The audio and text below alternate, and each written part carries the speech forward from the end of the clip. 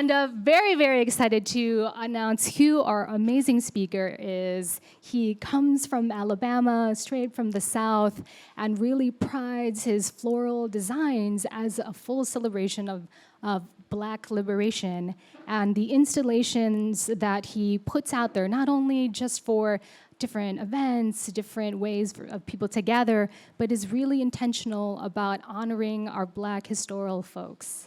And so, without further ado, please, please, please, the loudest celebratory noise. Can we give a huge, huge applause to John Caleb Pendleton?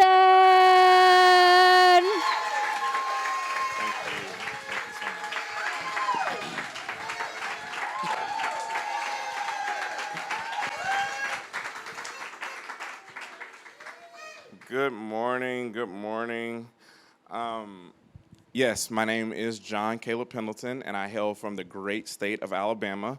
I have been in Chicago for 12 years. This August will make 12 years. I shouldn't put that in my back pocket because it controls this. I will have been here for 12 years, and I'm really excited to speak about this topic of wilderness today. Wilderness, and this room is like really great for this topic because there's so many like desert plants in here.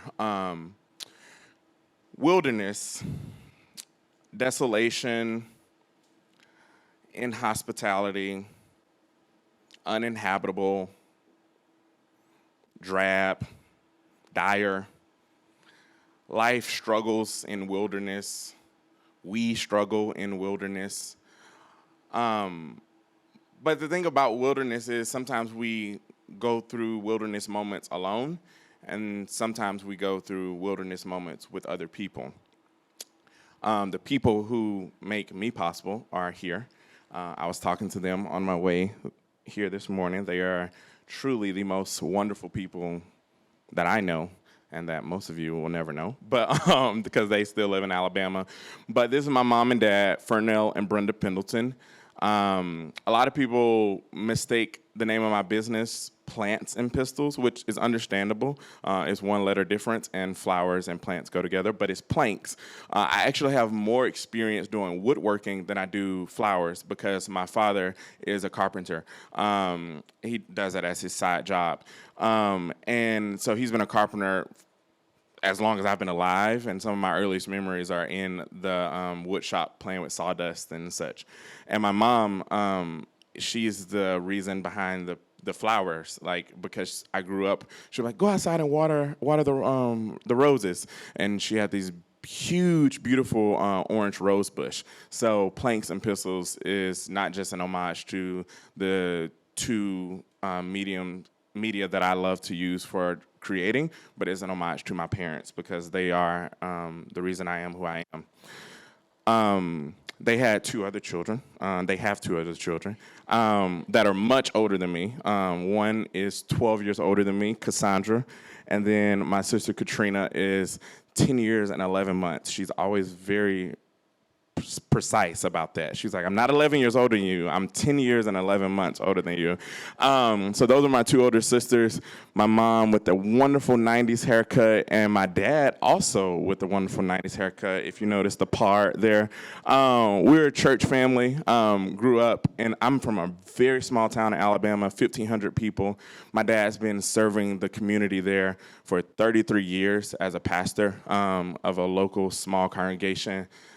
Taking kids to camp, helping people with bills and paying for kids to go to, like, my dad is just the best. And these people on this screen are the reason that I know what love is and I know how love feels. As also my wife, she's the reason I do this. She was the catalyst to me doing floral design. I started doing floral design for her around our house, and then I just posted and was like, hey, anybody else want an arrangement? And a buddy was like, yeah, make one for my wife. And I posted a picture of what I made for his wife, and here we are at Creative Mornings. That's the talk. Oh, no. But these are the people that have just truly, when I think of love, this is who I think of, first and foremost.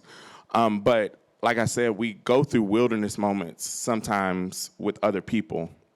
And back in 2003, we went through a wilderness moment as a family. My oldest sister, Cassandra, was 21, and she suddenly died. I mean, it was incredibly sudden. And she was just a light to so many people, just very loved. She was a big personality, very extroverted, incredible singing voice. And I was just like her little person. Like, this is at her college graduation, but what you don't have pictures of is her bringing me to her college dorm on the weekends and like bringing me to class with her, and all of her college friends knowing me and hanging out with me and asking about me. But losing her was one of the hardest things we experienced as a family. And it was in a few year span, where we had just lost my mother's mom, and then my other sister had a miscarriage, where she was going to name the little girl after my mother's mom. And then after that, my sister died. So in that span, my mother lost her mother, her potential granddaughter, and her daughter. Calling it a wilderness moment is understated. My mother and father, again, like I say, they're some of the best people I know, but they're also some of the strongest people I know. Because during that time, they were raising a preteen, me, and serving the community, caring for the community, and also trying to care for each other. And this fall, they celebrate 43 years of marriage. They know wilderness moments. So sometimes you go through those by yourself, but then sometimes you do wilderness moments alone, right? My wilderness moment was moving to Chicago. I knew one person here, but I just felt like this is where I needed to be. And I went to a school that was very hard for me. I began to start camping with a friend of mine, and that was like my escape from the city. Like I say, you don't realize how much of a nature person you are until you move to the city, because it's like nature is just normal for it. Like, it's like, oh, after church or after school, we just like go walk through the woods, or you just walk into I would walk to the barbershop and have to go through like a dirt path in my neighborhood, and it's like, that's not how everybody lives, John. So I would start trying to get out, but then when I was 21, I lost my best friend also very suddenly. He called me one Friday, and I was like, hey, and his voice was super faint. And he's like, they're saying I'm not going to make it. And I was like, whoa, what? And not 48 hours later, he was gone. That was one of the hardest moments of my life. When I moved to Chicago at 18, was when I actually started to grieve my sister's death. Because being 10, your brain does these things to protect you from all of the things you're experiencing. When you see your parents and your sister and your family struggling so deeply, it's amazing how our brains protect us. But we have to deal with that pain at some point. And so when I moved here and didn't know anybody and felt super alone, that's when I started grieving my sister's death.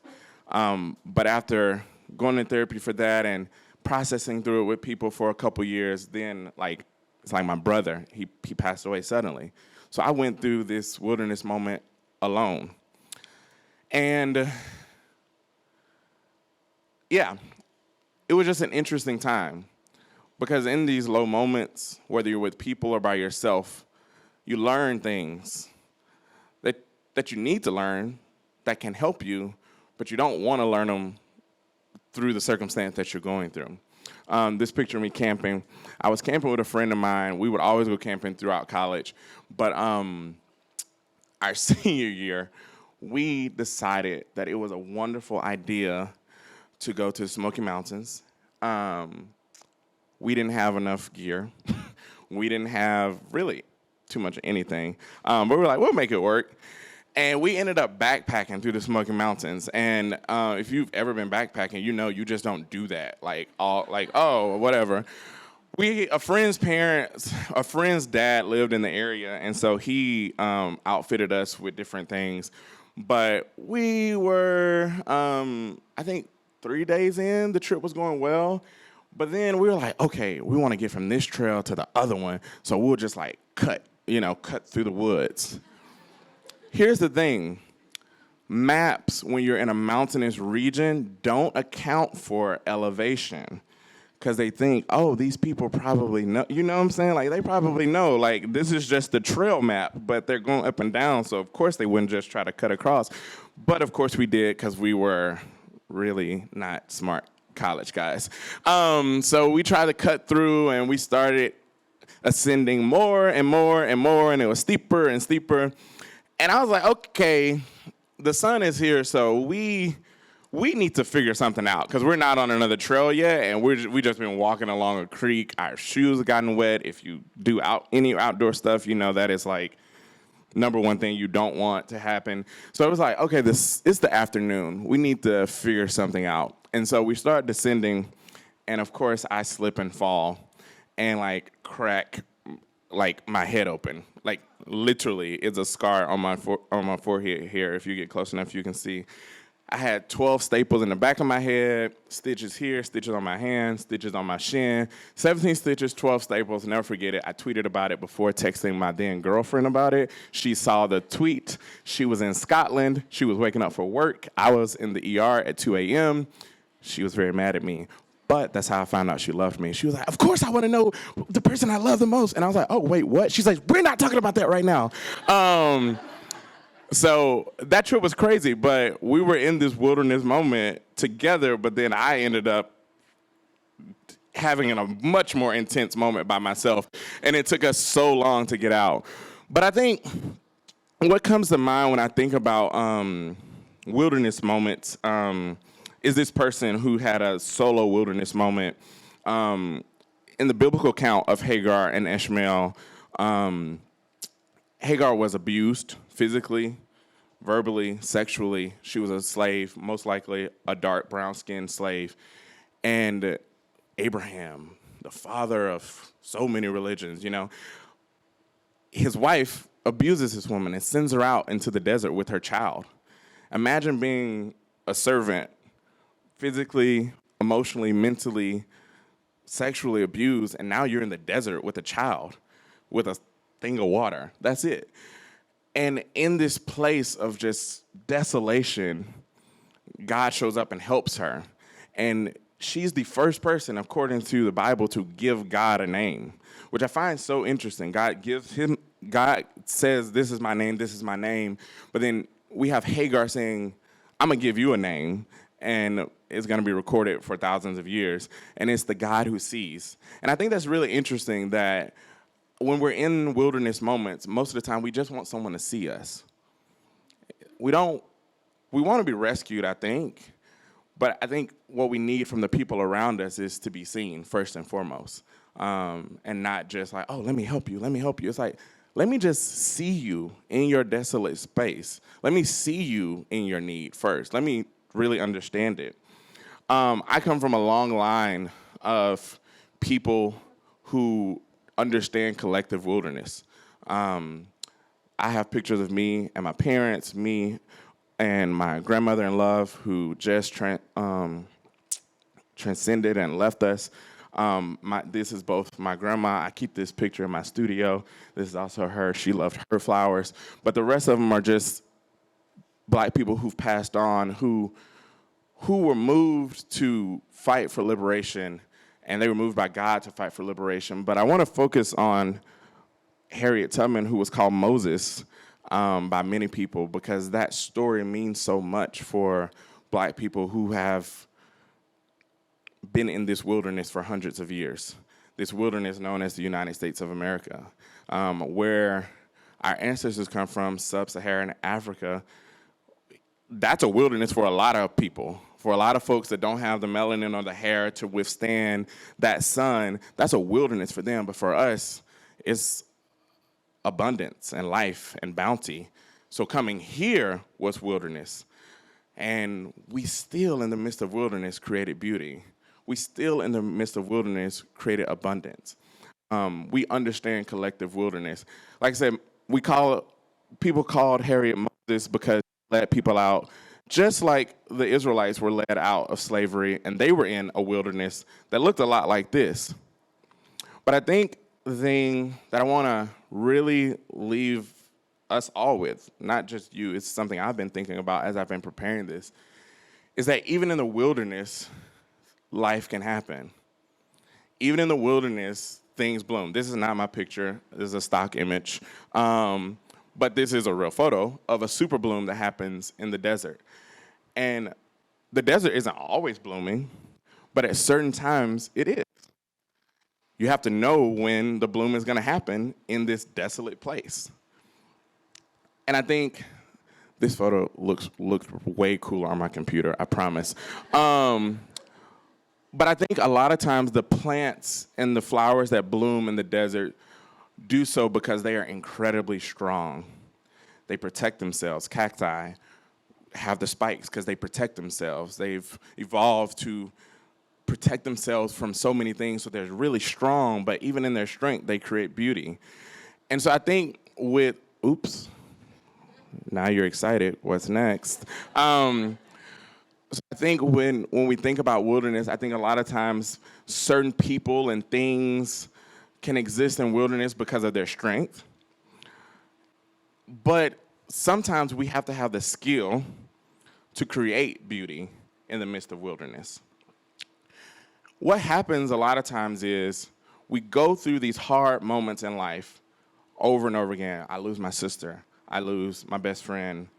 All 4 of my grandparents have passed away. My 7-year-old cousin randomly got hit by a car. To be a young person, I've experienced a lot of pain, but I've let those things that have made me stronger shape into a skill. I tell people all the time, I'm the friend you want to call. I'm the grief friend. Like, when you're grieving, my wife says that she was like, he just becomes a different person. Like, I'm just very comfortable when someone has lost someone because I'm so aware that it's a natural part of the human experience. But through that strength that I've had to develop through becoming kind of like a cacti, it's the choice to develop it into a skill. And so, like I say, this world we live in, it's easy to find bad news. It is very, very easy to find bad news. I have a friend who is always telling me what's wrong in the world. And I said, hey, there's always something wrong in the world. There will always be something wrong in the world. There has always been things wrong in the world. And that's why news outlets exist, because people gravitate to that. But we have to work. We have to develop the skill to see the beauty. And I think it's an even deeper skill to create the beauty. And so in this world that we're in, I try to create beauty through these public installations. This was just last week for Juneteenth at the Ida B. Wells Monument. If you have not been, you absolutely should go. The city of Chicago should have had this in a more prominent spot, but that's another topic. But it is a beautiful monument made by a Black sculptor. It's called The Light of Truth. And I'm going to be writing about this process. And if you notice, the picture in the middle has a hanging piece, and then and it's white flowers. And on Juneteenth, the piece wasn't hanging anymore, and I painted the white flowers red, black, and green. So there's imagery around that. In addition to public installations, though, I do just floral arrangements for different people, and I see my work as a Black man in flowers as disruptive, because people are accustomed to Black men creating certain types of art. Certain types of art are acceptable. Art that talks about pain, art that puts Black pain on display, that's like praised a lot. But if I'm creating a beautiful arrangement of flowers just because, people don't know what to do with that a lot of times. So they hit follow on Instagram, and that's all. But that's their deepest level of engagement with what's really happening with Planks and Pistols. So I encourage you, if you do follow me, think deeply about the fact that a descendant of Africans is creating beauty for beauty's sake in Chicago, Illinois, and I came here from Alabama. There's more happening than we realize. Thank you. But in addition to creating beauty for beauty's sake and as a disruptive process, my my focus is my people. My priority is Blackness. And so here are some of the installations that I've done around Chicago and Indianapolis. The bottom left is a floral interpretation of Jacob Lawrence's painting called Tyrak. And then the top right is a floral interpretation of Alison Saar's sculpture, Nappyhead Blues. At the bottom right here, we have a tribute to Breonna Taylor at the Gwendolyn Brooks bust down in Gwendolyn Brooks Park in Kenwood. And then top middle, we have homage to John Baptiste du Sable. I did that for Black History Month in 2021. Bottom two images are Juneteenth 2021. It was a whole thing. This year I was like, we're going to slow it down. But it was really fun and it was really beautiful. And then top left was for the one and only Jamila Woods. She performed at Jay Pritzker Pavilion last year.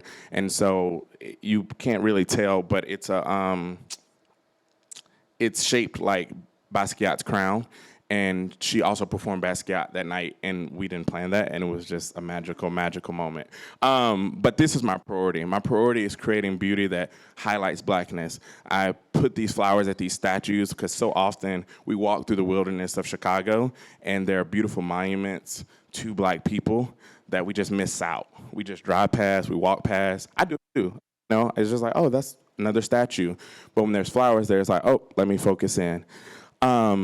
So, yeah, this is one of my favorite recent arrangements I've done. It was really fun to create this one. But I hope you can see that I'm trying to create beauty in a wilderness, that I've experienced a lot of personal wilderness, that I'm very robustly aware of the wilderness that still is the United States of America for many people, but especially my people. But I'm still choosing to hone the skill of creating beauty in the face of, in the presence of wilderness, violence, inhospitality, uninhabitable spaces, desolation. It's a honed skill, not to just create art, excuse me. I think the deeper skill isn't just modifying and getting better at your medium of art, but the deeper skill is tapping into the joy and the beauty that you're creating in the world. I've been wearing overalls for a long time.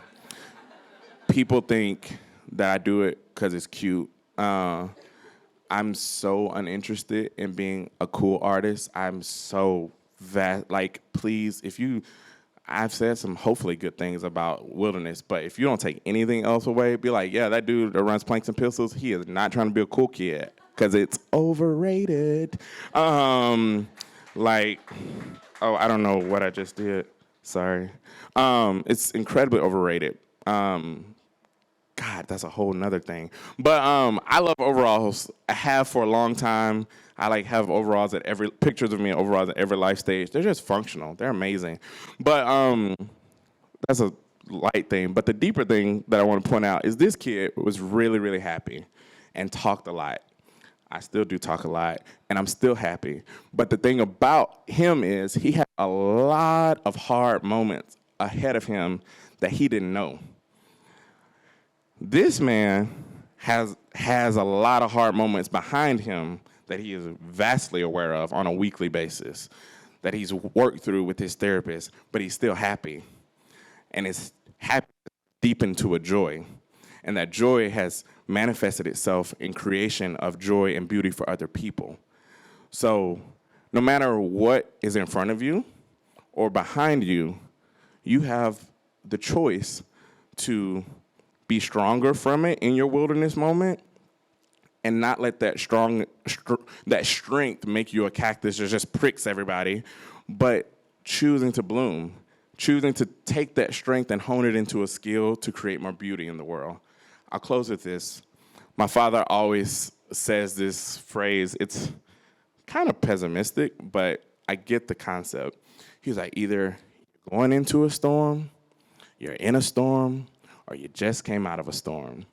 And I like to tweak that and say, no matter what's behind you, no matter what you're in right now, and no matter what's in front of you, you have within you the ability to be strong in that and use that strength to hone a skill, like just really, like the stronger, I don't know if any of y'all work out, but the stronger you are, the better you can be at whatever your specific sport is. Like if your core is stronger, you're better at everything, you know? So the stronger you are, the better you can hone your skill. And I'm sure this room is filled with people who create things. So use that strength to hone your skill to create more beauty, because this world is a wilderness that is in deep need of more beauty. Thank you.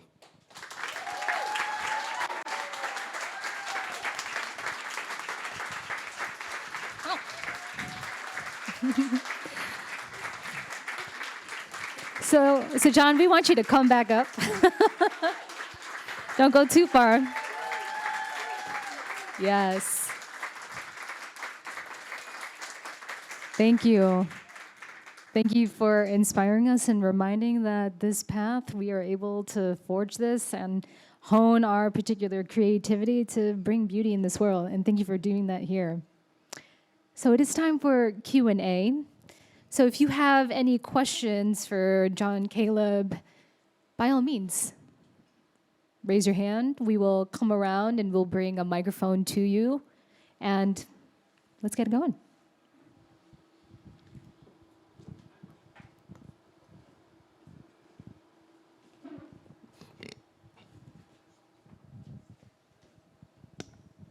That was really great, John. I really took that to heart. I have a question. Just how'd you get into floral design? Why, as your medium? So I just started designing for my wife. Like when we were dating and engaged, I would just go to the grocery store and buy market bunches. And funny enough, I thought floral design was like getting your clothes pressed at the cleaners. Like you can iron at home, but so I was like, everybody can throw some flowers together, but they just don't do it. And then I'm like, oh, there's a whole industry and an arts and different art forms around it. So I just kept doing it for her and following different accounts, and friends started to order, and they kept ordering. And now lots of people order. Seth orders. So there we go. Yeah. Thank you.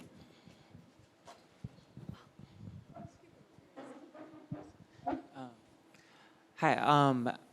What are some changes that you've noticed in the start of your creative process to where you are now? What have been some milestones that you see that that have been markers of growth for you as an artist? Wow.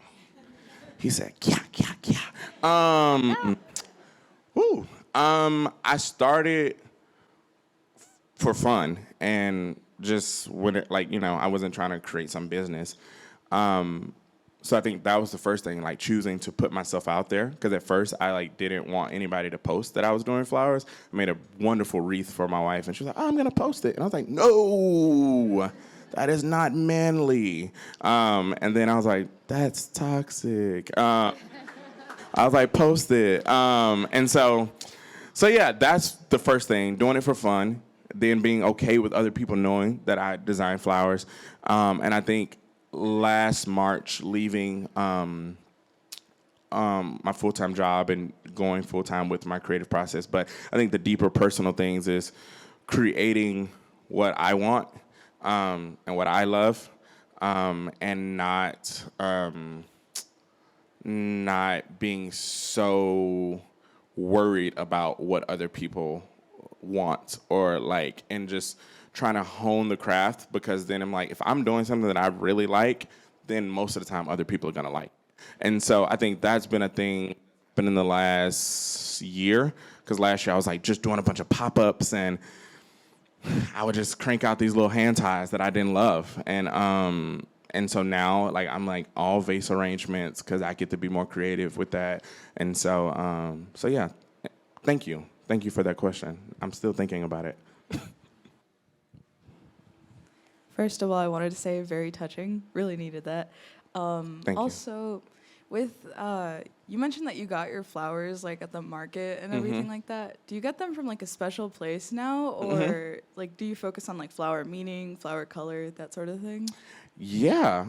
So I started at the Marianos on Chicago Avenue. Shout out to the floral department there. They were amazing, like giving me all types of tips. I made some arrangements one time that had hydrangeas in them.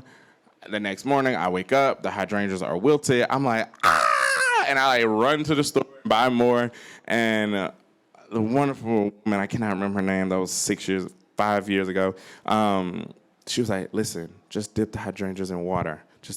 They drink from the petals. Tip for all of you too. If your hydrangeas wilt, you can literally put the petals in water, they'll drink. And so I started there, and I would buy all of like the cheap, bulkier flowers there and go around the corner to Pistol and Vine on Damon and buy like a few like specialty blooms and then like make an arrangement that way. But now I go to the wonderful, wonderful floral market called Bill Doran Company on Fairfield and Lake. It is amazing. They just, Bill Doran, you have to have an LLC to get an account there, but yeah, they have an incredible selection. Customer service is on 15,000. If you go, tell them John sent you. Like, seriously, tell them John sent you.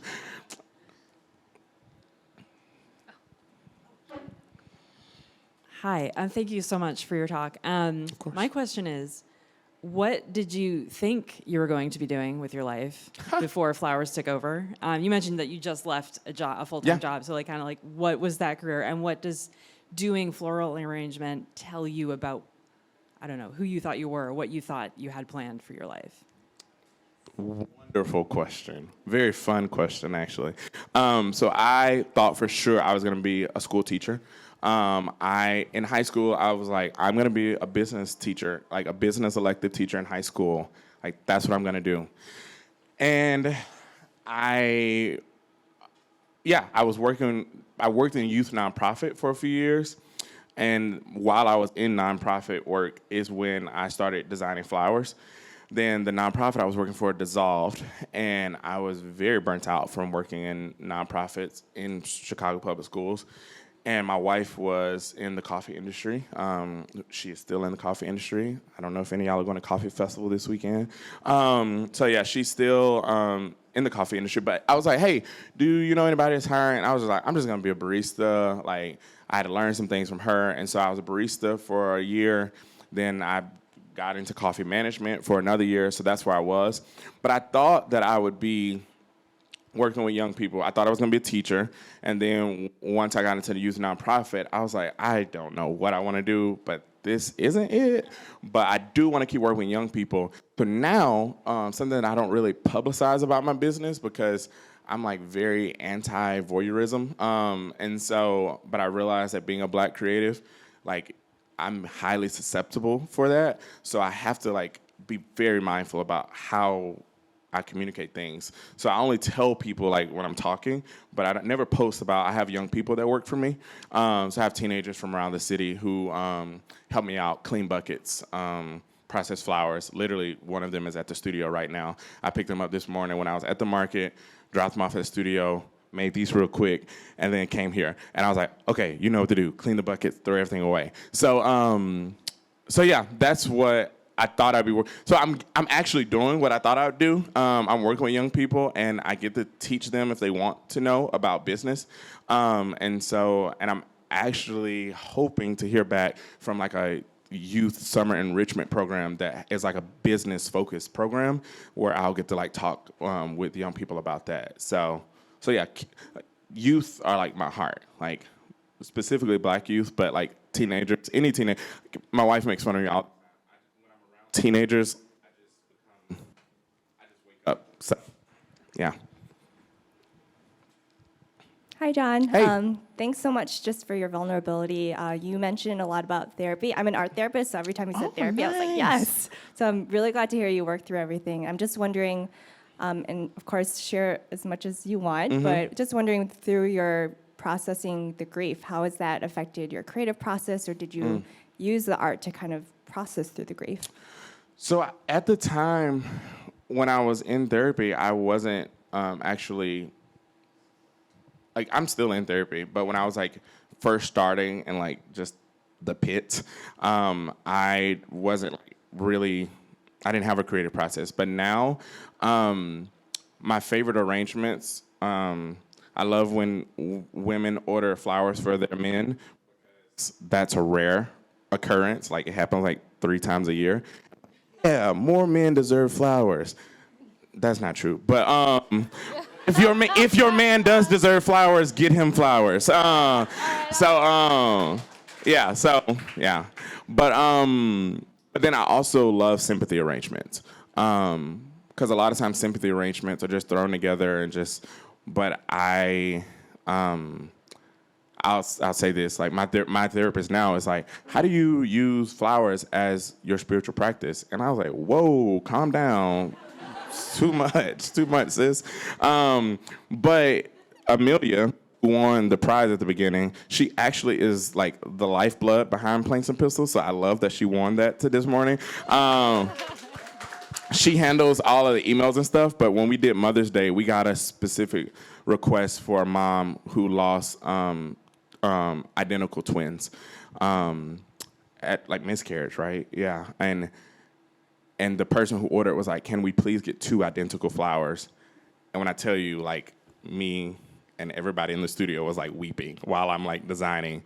So yeah, I like when people share like, this is who the person is. Like this is, because I go into the market, you asked about color, I go into the market like looking for colors that feel right, looking for the flowers that feel right. Yeah, so I actually just literally last night just got a book in the mail, Flower Color Theory, that I'm going to be going through. And so yeah, I use it as a therapeutic process for me and also try to use it as a therapeutic process for the customer. Yeah. Right here. Hi. Hello. Has turning something that was purely a creative endeavor into a business compromised your joy at all when it comes to the creation process? At times, yes. That's the short answer. At times, yes. But it's my therapist now, she works with a lot of creatives and small business owners, so we talk through that a lot, and it's really helpful. But it's learning to work. She always says, work on the business, not in the business. And I was like, but how? And so I'm trying to like interact with my community. Like Amelia is an old friend, but she's an amazing administrator. And so she helps me out there. And I know teenagers who can help keep the studio clean and I can pay them. So just realizing like you don't have to do it all. I think that's one thing that's helped me. And so then I can trying to focus more on the thing that brings me joy, which is the creation of the flowers. And of course, I have to do the things that I don't love, but just trying to structure it where I do the things I don't, like the business work stuff certain days, and then I can just create heavy on other days. Yeah. Last and final question. I'm going to go over to the other side. Yeah. Thank you. The talk was amazing. Appreciate it. I heard a lot of myself in this talk, therapy, barriers. As a Black educator, I have to overcome a lot of barriers, just being a Black man who teaches youth. I'm wondering, you talked about some of the barriers early on doing flowers. Do you still face those barriers? And if so, specifically, what does that look like for you as a Black man that's kind of stepping out of his role in America? Yeah. Wow. He said, I got the last question. So I say, Kia.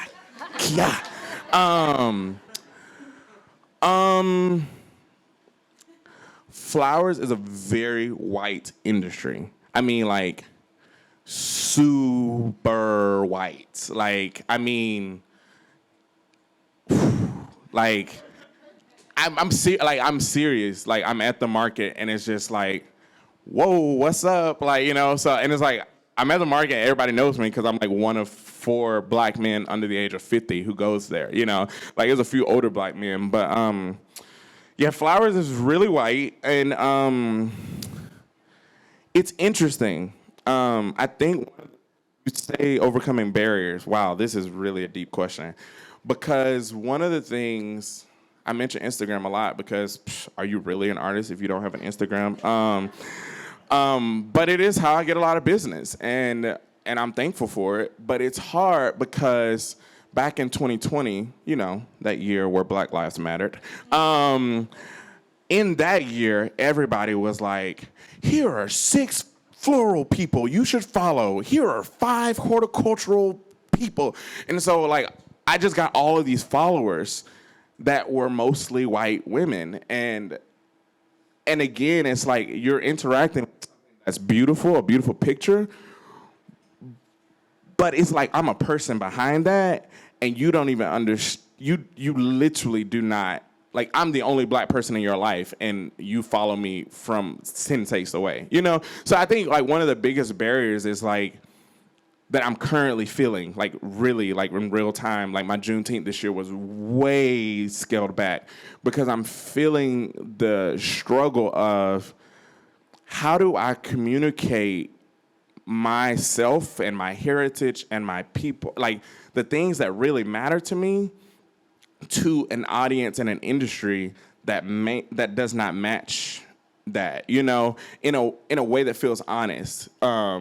Because my grandmother didn't take care of white children and clean up white people's homes for me to now just pander, and I'll never do that, but I also don't want to come across as doing that. So it's I got to think about that. And so that's one of the barriers that I wish I could just create flowers. I wish I could just tell Black stories with flowers, but I gotta think about that because it really has caused people to, because some people are like, well, just don't think about it. But as the business grows, people interact with me differently if I'm not aware of how I'm communicating myself. So I think that's one of the biggest things. It's it's a novelty to be a straight Black man in flowers.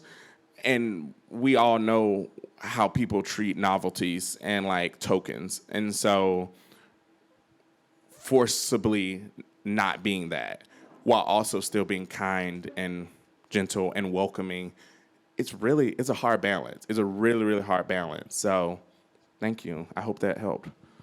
I also thank you for working with the youth as a Black man. We need more of that. Give it up for him. Well, thank you, everybody, for asking questions. Well, don't stay there. We still need an applause. Can we give a huge, stand up. Let's give it up for John, Caleb Pendleton in the house. Wow. Thank you.